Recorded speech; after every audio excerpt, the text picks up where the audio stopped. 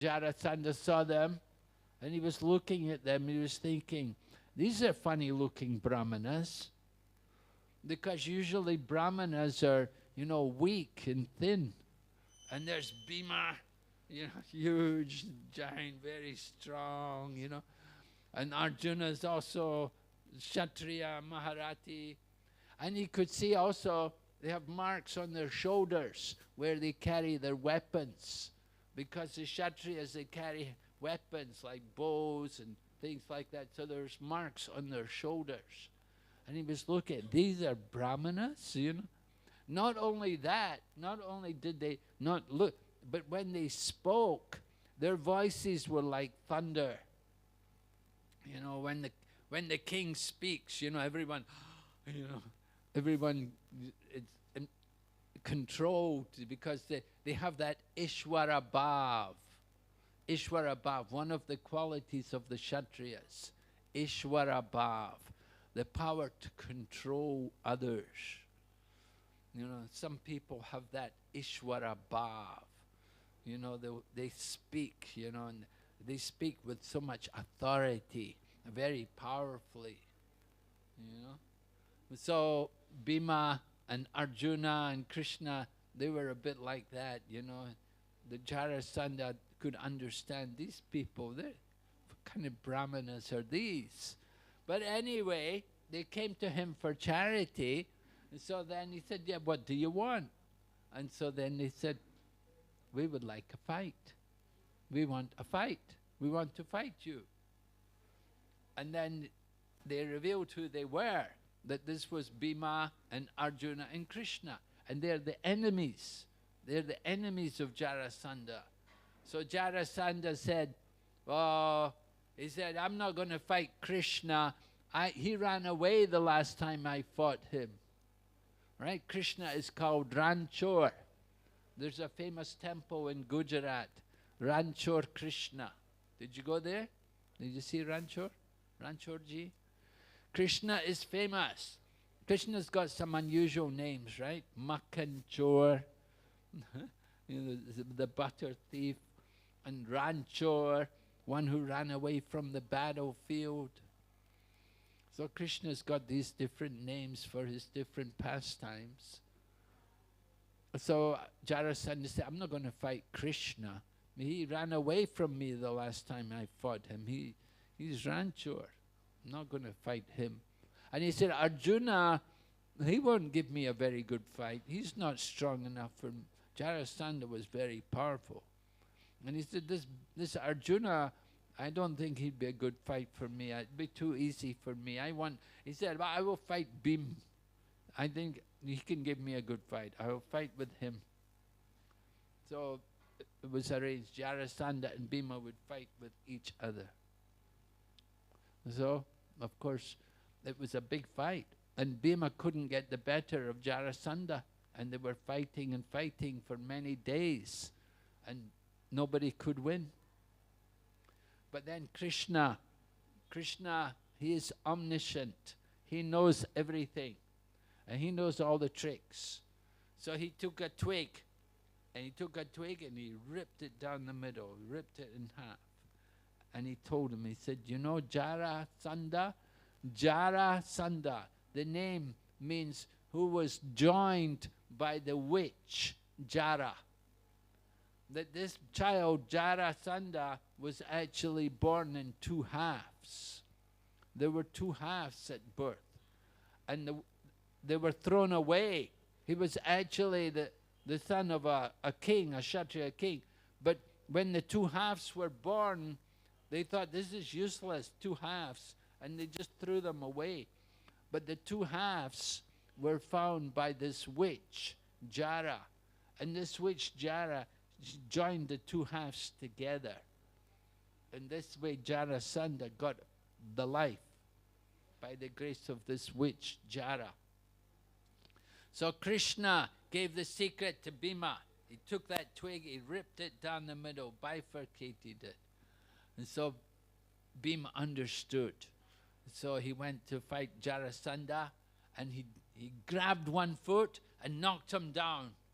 And then with one foot, He was holding one foot down on the ground with the other foot. He ripped him apart, right down the middle. His whole body ripped in two. So there was one earring, half a crown, like that. It ripped him right down the middle. And so that way Bhima managed to defeat Jarasandha. And so all of these different things, this had to be done for the Rajasuya sacrifice. And what does Krishna do for the Rajasuya sacrifice? Lord Krishna, he took the service to wash everyone's feet. Everyone who was coming to the Rajasuya sacrifice, Lord Krishna would personally wash their feet. This is Krishna, the Supreme Personality of Godhead. You can understand what amazing qualities he must have, that he can perform all of these different activities. So Lord Krishna, he did the service, and then they had to perform the Agra Puja, and they had to select the person who was the most worshipable. So at that time, some of the devotees, they suggested Krishna, that Krishna was the most worshipable person. But Sishupala was there, and Sishupal became furious when he heard this. He got really angry because, remember, Krishna had stolen Rukmini, who was supposed to be the wife of Sishupal. So Sishupal was also very opulent and very powerful, almost on the level of Lord Krishna. Because Sishupal, remember in his previous life, who was he? Who was Sishupal in his previous life?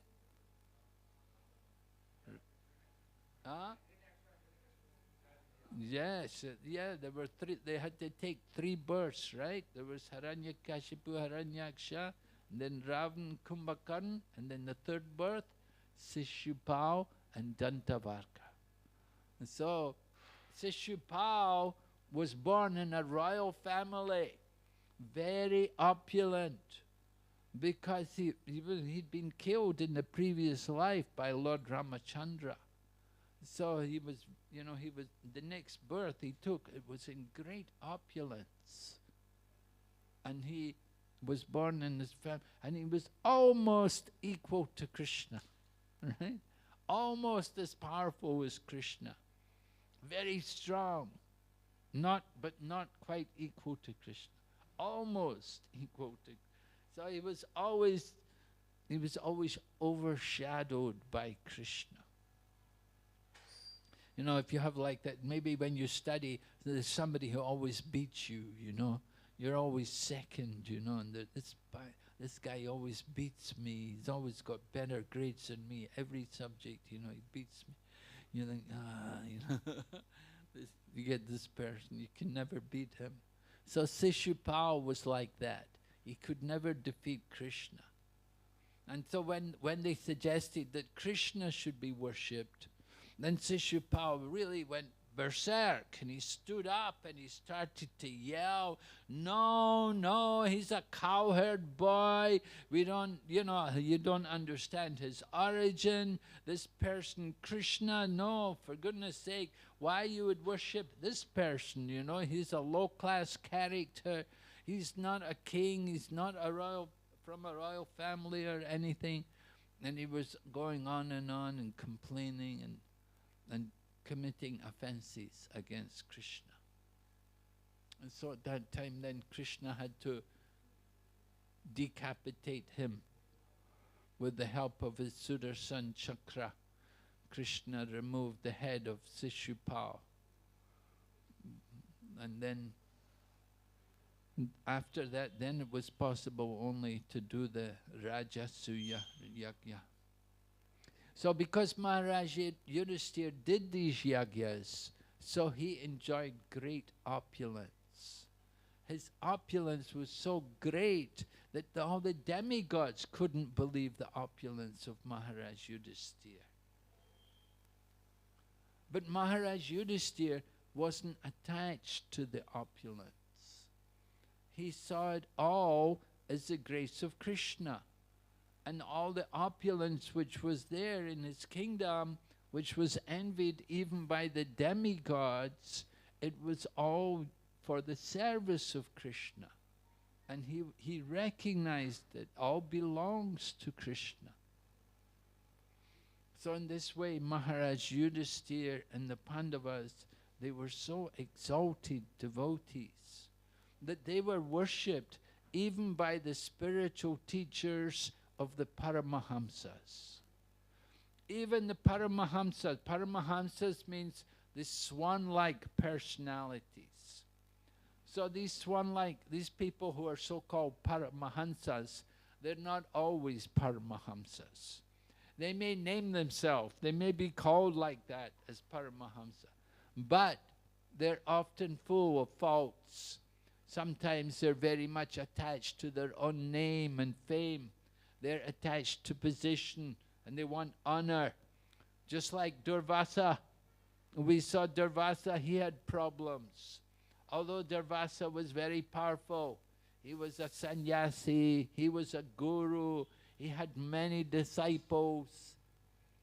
Everyone feared him. So Durvasa got envious of Maharaj Ambarish. Maharaj Ambarish was the king. And Durvasa Muni thought, why everybody respects him? Ambarish Maharaj, he's just a king. He's just a materialistic person. We know Lord Chaitanya Mahaprabhu, as a sannyasi, was so strict, he wouldn't meet Maharaj Prataparudra.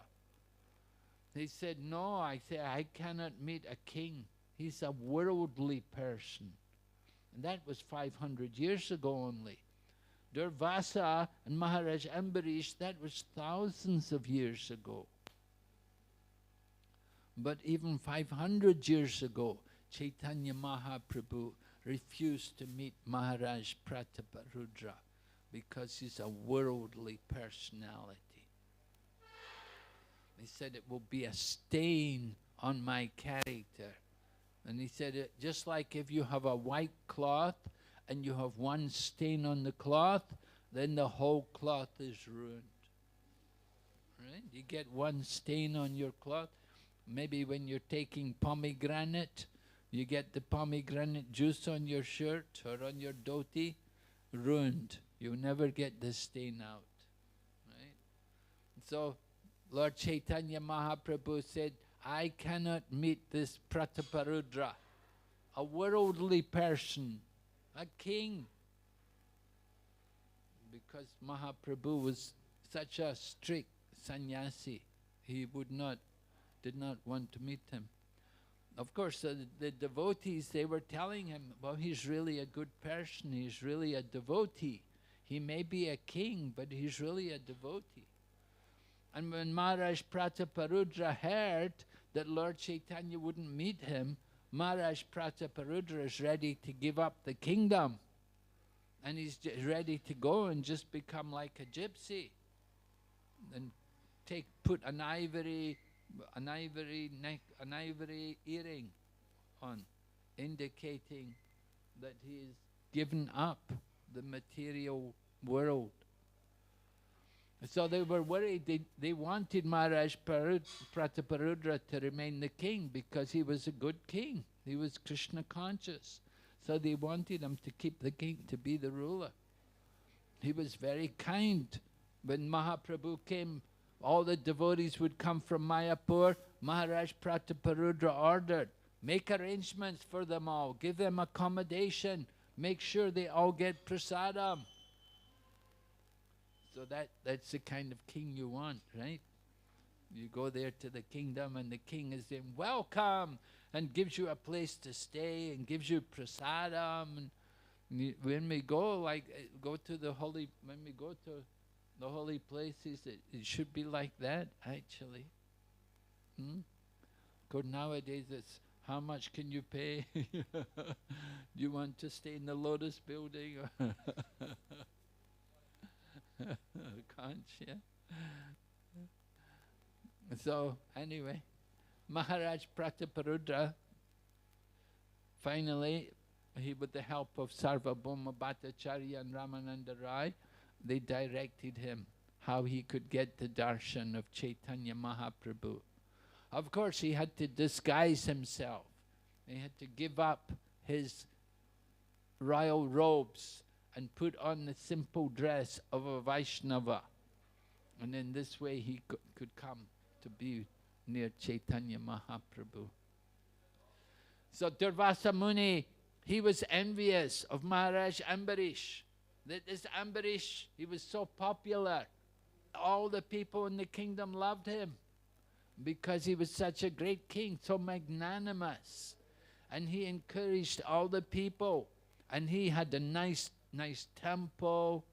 And he had everything he did was in Krishna consciousness. He let his ministers run the country. And he would be at the temple all day. So Durvasa Muni, he was jealous of Maharaj Ambarish. And he tried to give trouble. But when he tried to give trouble to Maharaj Ambarish, he got trouble. Right? He created some demon. He created something to burn Maharaj Ambarish. But the Sudarshan Chakra came. And the Sudarshan Chakra destroyed this thing which Durvasa Muni had created. And it came after Durvasa Muni. And Durvasa Muni fled. And he fled all the way. He went to Lord Brahma. Save me, this Sudarshan Chakra is chasing me. Lord Brahma said, I can't do anything to help you. And he went to Lord Shiva. And he asked Lord Shiva, save me, this Sudarshan Chakra is chasing me, it's going to burn me. But Lord Shiva said, I can't help you, I can't do anything. And he went into Vaikuntha. Durvasa Muni was such a powerful yogi, he could go all the way out of the universe into the spiritual world. And he went to Lord Narayan in the spiritual world. And he, Lord Narayan, please save me, this Sudarshan Chakra is coming. Lord Narayan said, I cannot help you. He said, what? He said, it's your Sudarshan Chakra. You should be able to help me. But Lord Narayan said, no. He said, you have offended the devotee. Because you have offended the devotee, you have to go to the devotee and get relief from that. Lord Narayan told Durvasa Muni, the devotees are in my heart, and I am in the hearts of my devotees. Lord Narayan said, I do not know anyone else but my devotees. And my devotees don't know anything else except me. So in this way, Durvasa Muni learned a very important lesson, that he has to understand the real position of devotee. And he came back to Maharaj Ambarish and he submitted himself at the feet of Maharaj Ambarish. And Maharaj Ambarish, of course, he doesn't want Durvasa Muni at his feet. Maharaj Ambarish is a humble soul. And he picks up Durvasa Muni and said, please, please, don't embarrass me. Don't bow down to me. I'm just a worldly person.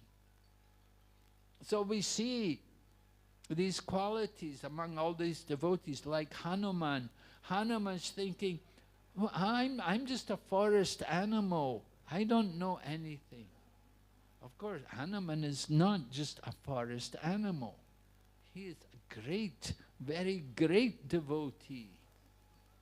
And he's the pure devotee and in the mood of Dasya Ras. So the Pandavas also, headed by Maharaj Yudhisthira, they're also very great souls.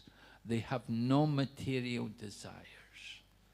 And all they want is the satisfaction of Lord Krishna. Their lives are just dedicated to the service of Krishna. And so accepting the kingdom and ruling the kingdom is a service to Krishna. You have to do service to Krishna, whatever it may be. Sometimes Krishna may tell you, you have to do this, you have to sweep the floor. Sometimes Krishna may tell you, you have to be the king. You have to accept whatever position Krishna wants. A devotee doesn't really mind.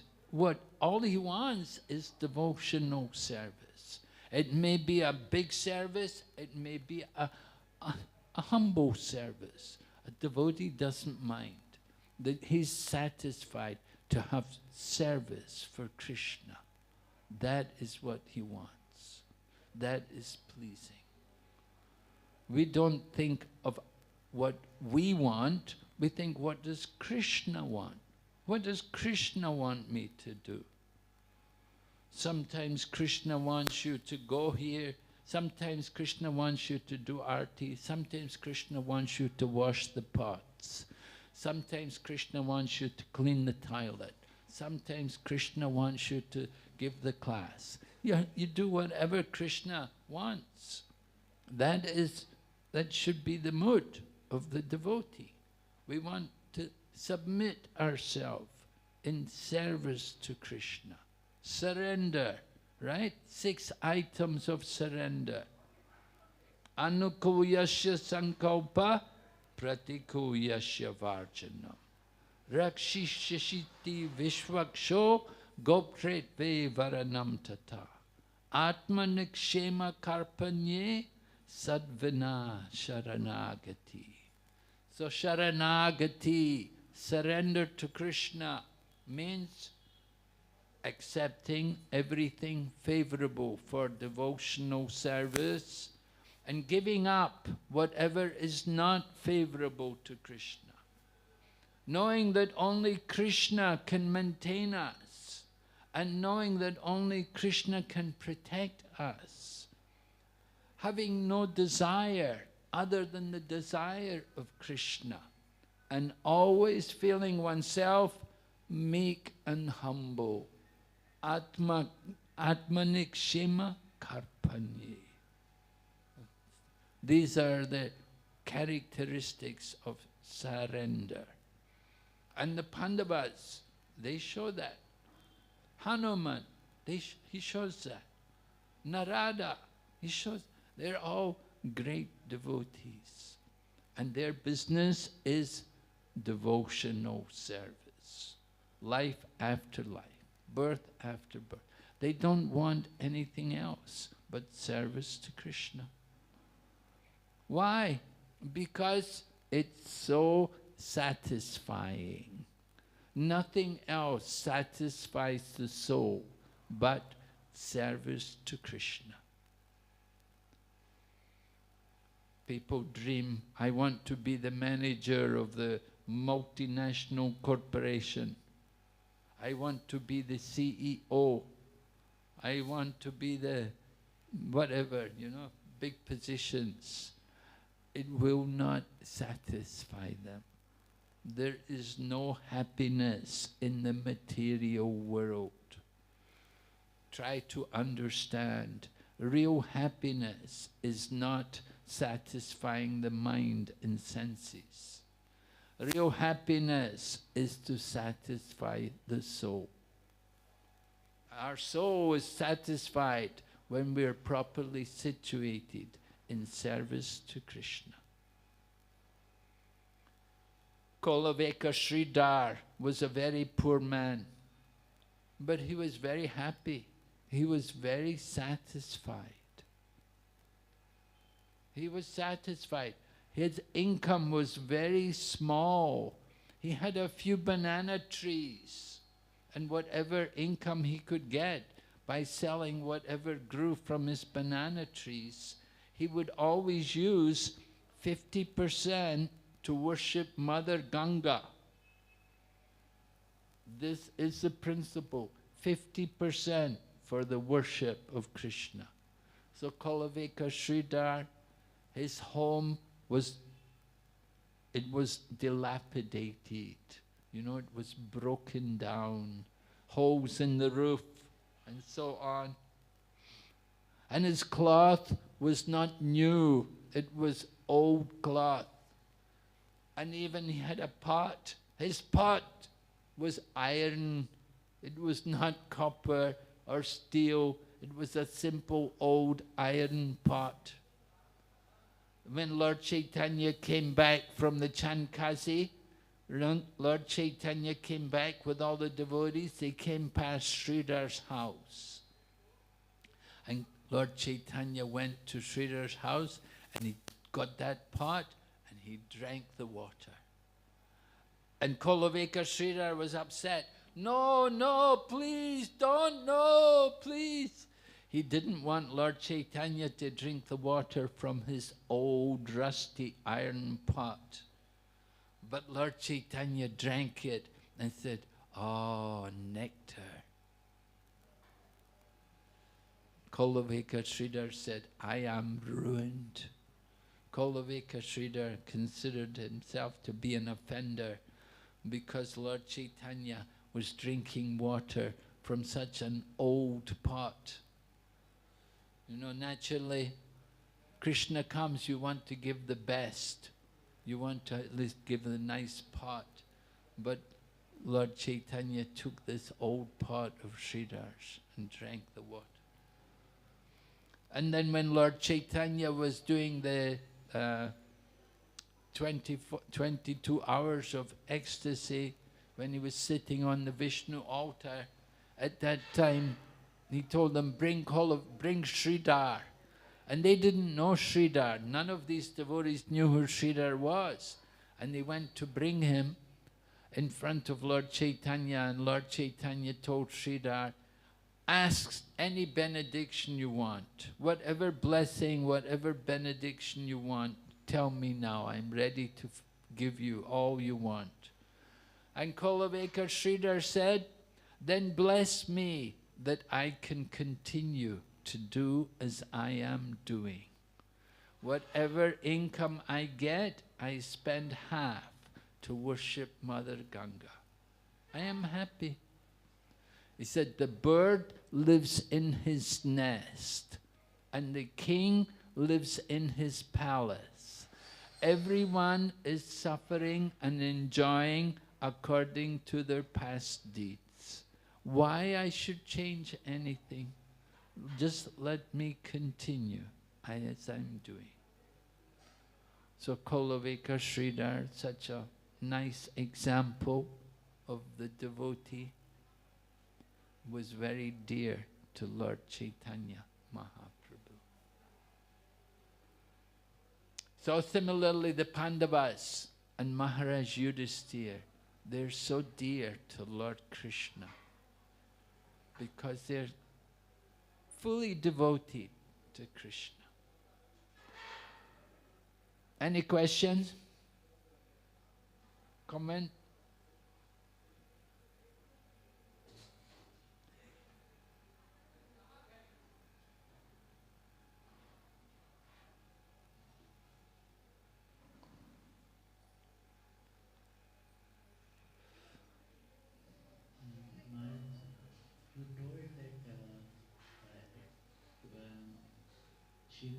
He just told that whatever is going on, let it go, because karma it is going on.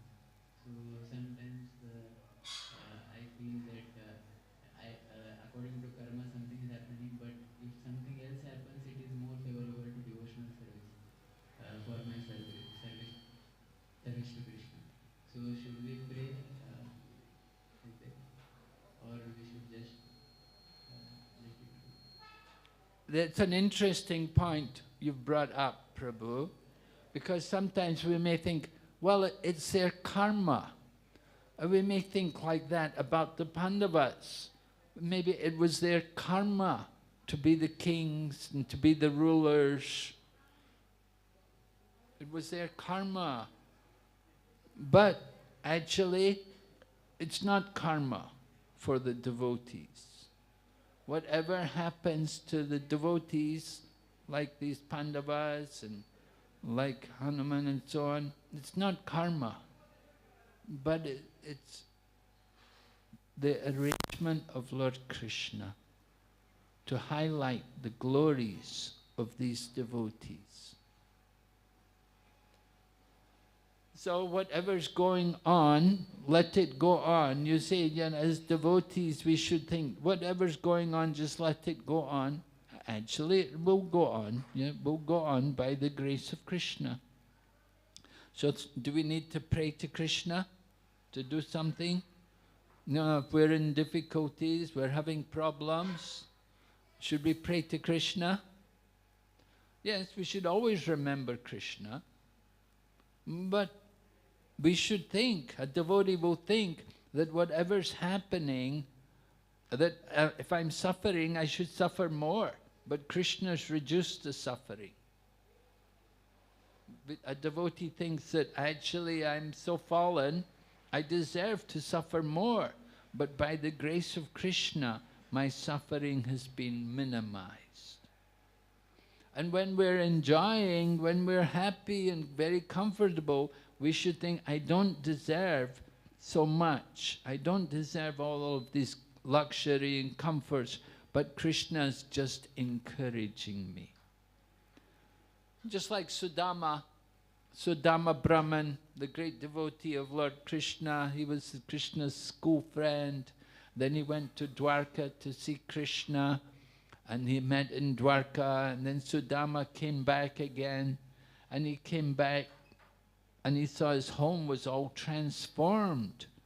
That previously their home had been in very poor condition. But when he came back, he saw so much opulence, everything was changed. So Sudama, actually he liked to be poor. And he was always in that mood of renunciation and being poverty-stricken, and he was comfortable like that. And he didn't like the opulence. And Krishna gave him the opulence. You take it, you have to have it. And so he accepted it all in the mood of renunciation, but not in the mood of enjoyment, but in the mood of renunciation. So like that, when we have problems, something's going wrong, we should recognize that somehow Krishna's put me into this situation. We have to tolerate it. What to do? We have to tolerate. But let me go on in devotional service. Tatenu kampam sushamikshamana punjana evatma kritam vipakam rigvagvapabir vivadan namaste jiveta yomukti pade sadaya bhak. One who tolerates all the adverse conditions and goes on engaging in devotional service with body, mind and words, then he becomes qualified to become my unalloyed devotee. So toleration, we should tolerate adverse conditions. We don't have to be telling Krishna, oh Krishna, do something about this. No, no, no. Krishna is the supreme controller. You don't have to be pleading to Krishna, oh Krishna, why don't you do something about this?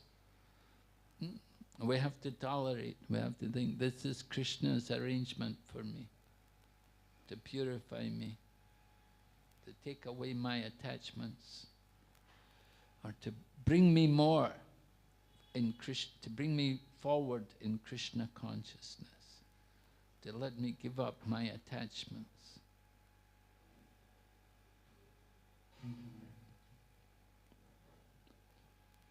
Everybody, many people offer prayers, and that, you know, they're offering prayers. Usually they have a big list of what they want. So Krishna hears these prayers, but he hears these prayers every day. So many people will come and offer these kind of prayers, but he's more attracted to hear the prayers of the pure devotees. when the pure devotees offer prayers, then it's more meaningful to him, he's more appreciative of that. So we should try to pray and cultivate that mood of the pure devotees. Of course, you could say, is it imitating? Well, imitation of a good thing is required. Imitation of a good thing is required. Maybe you could say it's imitation, but it's a good thing. We should imitate the good things.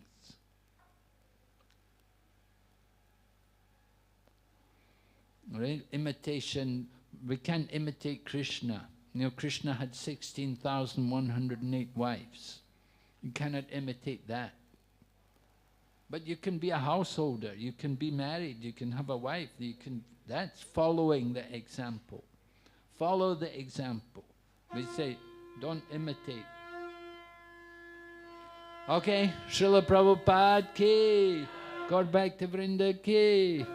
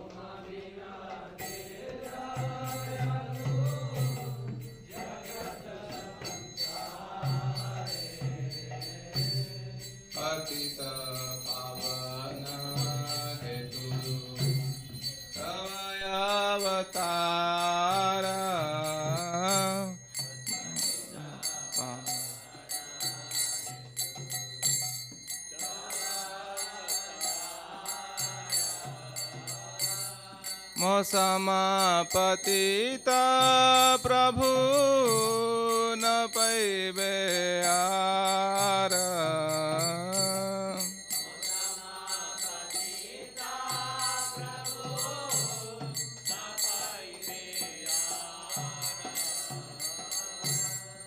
आहा प्रभु नित्यानंद प्रेमानंद सुखी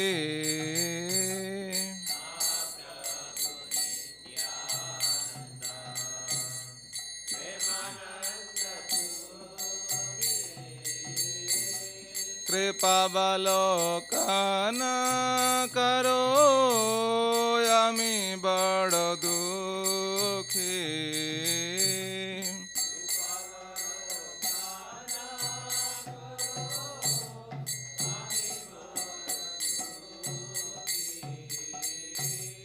दया करो सीतापति अद्वैत गोसाई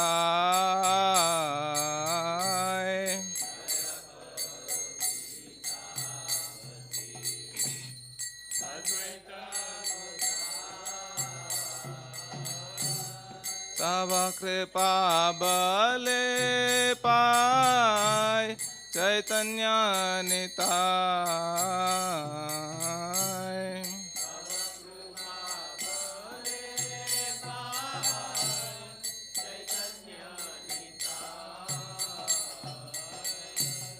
हा स्वरूप सनातना रूप रघुनाथ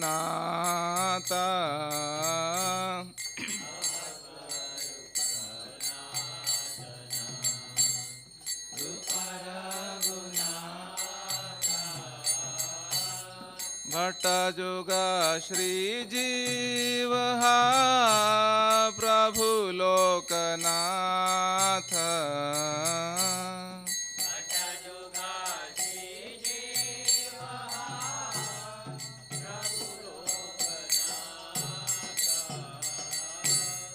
दया करो श्री आचार्य प्रभु श्रीनिवास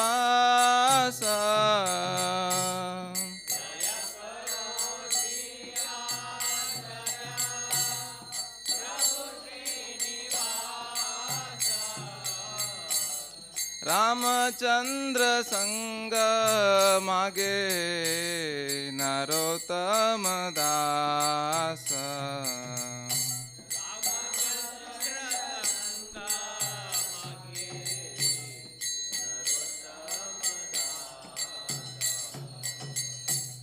श्री कृष्ण चैतन्य प्रभु दया करो मोरे तुम बिना के दयालु जगत संसारे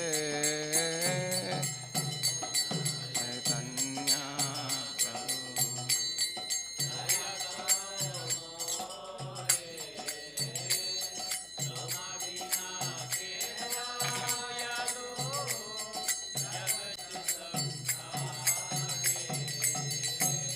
जय गौरानिताय जय गौरानिताय जय गौरानिताय जय गौरानिताय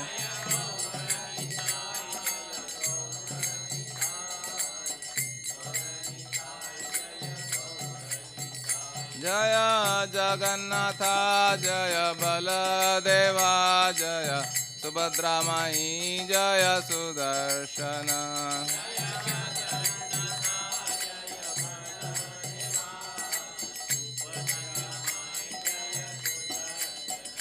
जय लक्ष्मी नरसिंह जय अनंत देव लक्ष्मी नरसिंह जय अनंत देव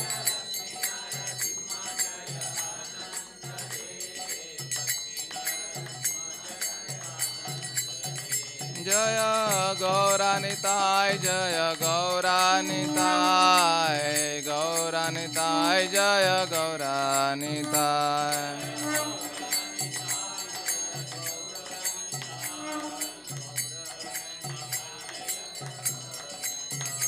जय जय प्रभुपाद प्रभुपाद प्रभुपाद प्रभुपाद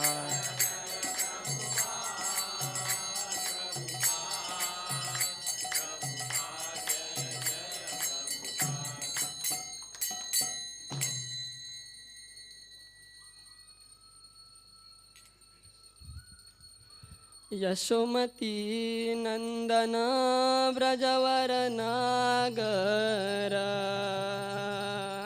यशोमती नंदन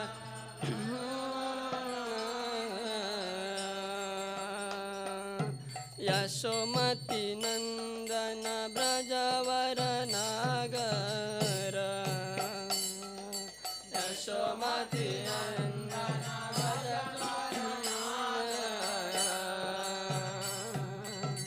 गोकुल रंजन कान गोकुल रंजन कान गोपी परन दन मदन मनोहर गोपी परन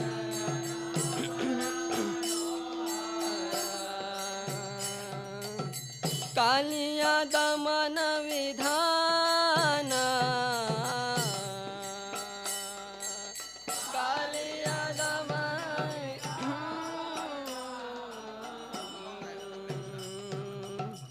अमल हरि नाम अमिय विलास अमल हरि नाम अमिय विपिन पुरंदर नवीन नगर बोरा विपिन पुरंदर नवीन नगर बोरा वंशी बदन सुवासा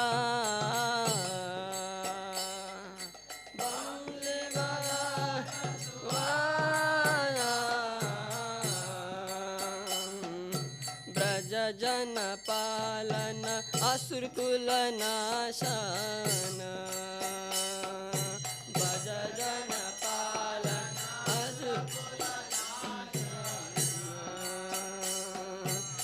नंद गोदन रखवाला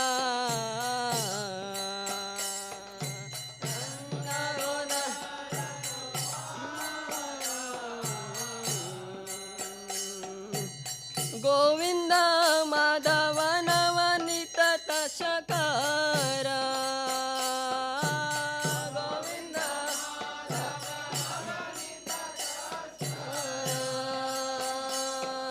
सुंदर नंद गोपाल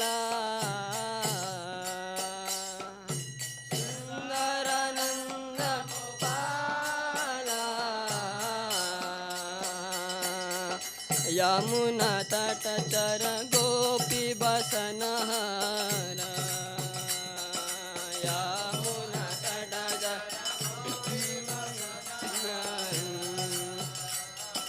रास रसिक कृपा मोया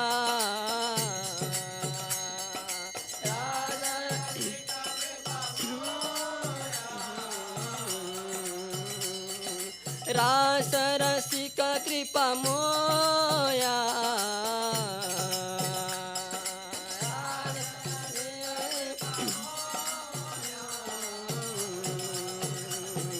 श्री राधा वल्लभ वृंदावन नटवर श्री राधा वल्लभ वृंदावन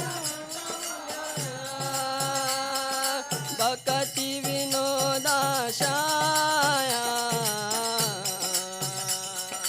भक्ति विनोदाशाय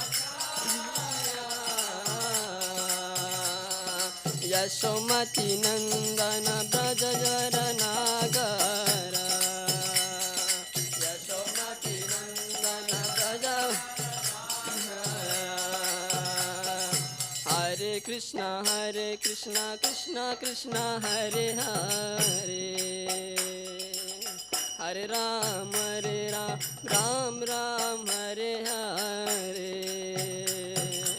Hare Krishna, Hare Krishna,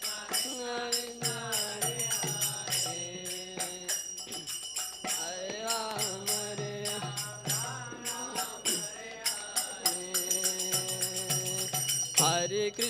Hare Krishna, Krishna Krishna, Hare Hare. Hare Ram, Ram Ram, Hare Hare.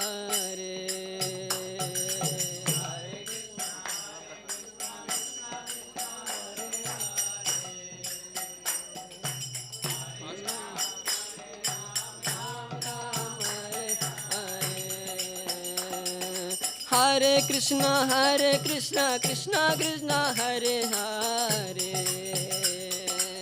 Hare Ram, Ram Ram, Hare Hare. Hare Krishna, Krishna Krishna, Hare Hare. Hare Ram, Ram Ram, Hare Hare.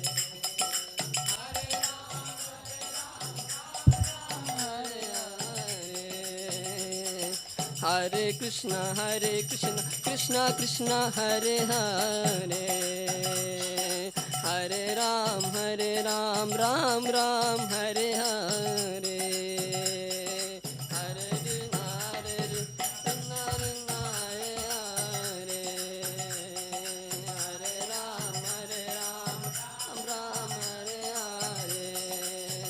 Jaya Prabhupada, Jaya Prabhupada, Prabhupada, Jaya Prabhupada, Jaya Prabhupada, Prabhupada,